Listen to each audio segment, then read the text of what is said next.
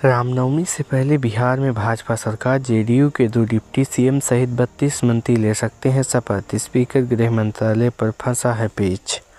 बिहार के सीएम नीतीश कुमार ने गुरुवार को राज्यसभा के लिए अपना पर्चा भर दिया है। इसके बाद अब तय हो गया है कि नीतीश कुमार बिहार के मुख्यमंत्री पद से इस्तीफा देंगे और बिहार को एक नया सीएम मिलेगा। हालांकि न तो बीजेपी और न ही जेडीयू इस बात में जल्दबाजी दिखा रहा है। सरकार के सूत्रों की माने तो 16 मार्च तक राज्यसभा के चुनाव की प्रक्रिया चलेगी। 9 अप्रैल के बाद नए राज्यसभा सदस्यों को शपथ लेनी है। ऐसे में आज की तारीख से लगभग अभी कम से कम 1 महीना का समय बचा है। इस बीच दोनों पार्टियां पहले अपने विधायक दल की बैठक बुलाएंगी। दोनों अलग अलग विधायक दल का नेता चुनेंगे। इसके बाद एनडीए के विधायक दल का नेता चुना जाएगा। इसके बाद सीएम नीतीश कुमार इस्तीफा देंगे और नए नेता सरकार बनाने का दावा देंगे। बीजेपी सूत्रों की माने तो रामनवमी 26 मार्च तक नई सरकार का गठन कर लिया जाएगा। वहीं यह तय माना जा रहा है कि पहली बार बिहार में बीजेपी के सीएम शपथ लेंगे, जबकि जेडीयू कोटे के 2 डिप्टी सीएम बनाए जा सकते हैं। बिहार में एनडीए की नई सरकार में कितने मंत्री हो सकते हैं, कौन सीएम कौन डिप्टी सीएम हो सकते हैं, जानिए। 32 मंत्रियों के साथ कुल प्लेज्ड सरकार का हो सकता है गठन। 3 महीने पहले नीतीश कुमार ने 26 मंत्रियों के साथ शपथ ली थी। अब नई सरकार कुल प्लेज्ड 32 मंत्री के साथ गठित हो सकती है। इनमें से 14 मंत्री बीजेपी के, 14 जेडीयू के, 2 एलजेपी आर के साथ आरएलएम एचएएम के एक मंत्री होंगे। बीजेपी और जेडीयू दोनों पार्टियों से सरकार नए चेहरों को मौका मिल सकता है। हालांकि फिलहाल चेहरे पर किसी पार्टी के कोई नेता कुछ भी बोलने से बच रहे हैं। स्पीकर और गृह विभाग पर फंस सकता है पेच। जेडीयू के प्रदेश स्तर के एक नेता ने बताया कि स्पीकर और गृह विभाग पर जेडीयू ने दावेदारी कर दी है। अभी सीएम का पद जेडीयू कोटे में है तो स्पीकर बीजेपी के पास है और पहली बार सम्राट चौधरी ने डिप्टी सीएम रहते हुए गृह विभाग अपने पास रखा है। अब जेडीयू इसी आधार पर इन पदों पर अपना दावा कर रहा है। हालांकि बीजेपी ये दोनों पद अपने पास रखना चाहती है। 2005 के बाद गृह विभाग बीजेपी के जिम्मे आई है। स्पीकर का पद सरकार को स्थिर रखने के लिए अहम माना जाता है। ऐसे में बीजेपी किसी भी सूरत में इन 2 अहम पदों को छोड़ने के लिए राजी नहीं है।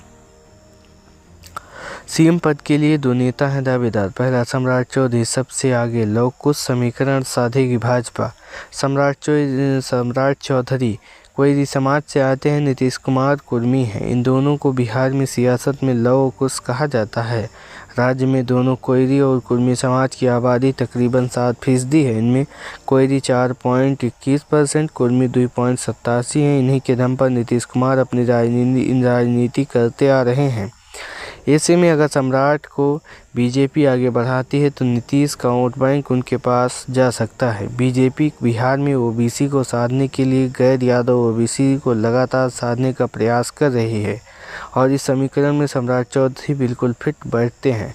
कोयरी बिहार में यादव के मुकाबले एक मजबूत पिछड़ी जाति मानी जाती है। सरकार से लेकर संगठन तक का अनुभव। सम्राट चौधरी के पास सरकार से लेकर संगठन चलाने तक का अनुभव है। राबड़ी सरकार में सबसे कम उम्र का मंत्री बनने से लेकर मौजूदा समय में 2 बार नीतीश कुमार सरकार में डिप्टी सीएम रह चुके हैं। इससे पहले वह नीतीश सरकार में भी मंत्री रह चुके हैं। विपक्षियों के खिलाफ आक्रामक शैली। सम्राट चौधरी की सबसे बड़ी ताकत है उनकी आक्रामक शैली। बीजेपी के भीतर ये एकमात्र ऐसे नेता हैं जब नीतीश कुमार के खिलाफ नेता प्रतिपक्ष थे तब उन पर उतना ही तीखा हमला बोला जितना एग्रेसिवली ये लालू यादव या तेजस्वी यादव पर अटैक करते हैं। ये बीजेपी की राजनीतिक शैली के लिए फिट है। सम्राट के अलावा फिलहाल बिहार में कोई ऐसा नेता नहीं जो लालू और नीतीश दोनों पर आक्रामक रुख रखते हैं। सम्राट की राह में रोड़ा तो दूसरी पार्टी से बीजेपी में आना। सम्राट चौधरी की राह में सबसे बड़ा रोड़ा है उनकी दूसरी पार्टी से बीजेपी में आना। सम्राट बीजेपी में आने से पहले राजद, जदयू, ऐसे में पुराने भाजपाई उनका विरोध करते हैं। जब वह पार्टी के प्रदेश अध्यक्ष थे तब कई दिग्गज नेताओं ने उन्हें आयोजित भाजपाई बताया था। हालांकि असम समेत कई राज्यों में बीजेपी दूसरी पार्टी से आए नेताओं को शीर्ष पद दे चुकी है। दूसरा चेहरा है विजय सिन्हा, आरएसएस और मोदी का भरोसा। सम्राट की तरह विजय सिन्हा भी मौजूदा सरकार में डिप्टी सीएम हैं। विजय सिन्हा की सबसे बड़ी ताकत है संघ का भरोसा। इन्हें संघ का भरोसेमंद नेता माना जाता है। इन्होंने संघ के रास्ते बीजेपी की राजनीति में एंट्री की है। मूल भाजपाई हैं। प्रधानमंत्री नरेंद्र मोदी और गृह मंत्री अमित शाह के करीबी माने जाते हैं। भरपूर प्रशासनिक अनुभव। विजय सिन्हा 2010 से लगातार लखीसराय विधानसभा से चुनाव जीतते आ रहे हैं। इस दौरान वह नीतीश सरकार में मंत्री से लेकर स्पीकर की भूमिका में अपनी छाप छोड़ चुके हैं। नीतीश ने जब बीजेपी का साथ छोड़ा तब विधानसभा में इन्हें न्योता प्रतिपक्ष बनाया गया था। इसके बाद 2 बार वह लगातार ये भी डिप्टी सीएम के पद पर रह चुके हैं। सख्त एडमिनिस्टर के रूप में अपनी छवि बना चुके हैं। सिन्हा का निगेटिव पक्ष। विजय सिन्हा के खिलाफ सबसे बड़ी निगेटिव बात है कि ये फॉरवर्ड समाज से आते हैं। उनकी जाति भूमिहार है। इनकी आबादी बिहार में फिलहाल 2.87% है। बिहार की राजनीति बीते 35 साल से पिछड़े की है। ऐसे में भाजपा यह रिस्क लेना नहीं चाहेगी। कुछ कहा नहीं जा सकता। हालांकि उत्तर प्रदेश योगी आदित्यनाथ के रूप में प्रयोग में सफल रहा है। ईबीसी वर्ग से किसी नए नाम को चौंका सकती है बीजेपी। बीजेपी दूसरे राज्यों में मुख्यमंत्री के चेहरे को लेकर चौंकाती रही है। ऐसे में उम्मीद है कि पार्टी पहली बार जब बिहार में अपना सीएम बनाएगी तो यहां भी चौंका सकती है। सियासी गलियारे में इस बात की चर्चा तेज है कि ईबीसी चेहरे को बतौर सीएम बीजेपी आगे बढ़ा सकती है। ऐसे में चर्चा है कि ईबीसी के कुछ विधायक और अमित शाह ने पटना दौरे के दौरान मीटिंग भी की है। अब जेडीयू के डिप्टी सीएम के दावेदारों को जानिए। इससे चर्चा है कि बीजेपी अपना सीएम बनाएगी और मौजूदा फार्मूले के तहत जेडीयू के 2 डिप्टी सीएम हो सकते हैं। डिप्टी सीएम के इन 2 नामों की चर्चा सबसे ज़्यादा है।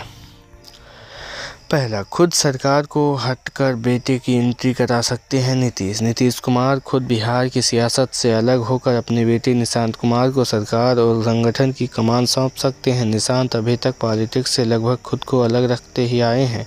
2025 विधानसभा चुनाव के दौरान से वह लगातार इसमें एक्टिव हुए हैं। ऐसे में नीतीश कुमार के अलग होने के बाद जाति और पार्टी के बीच कॉम्बिनेशन स्थापित करने के लिए ऐसे नेता की दरकार थी जिनकी स्वीकार्यता सभी के बीच हो।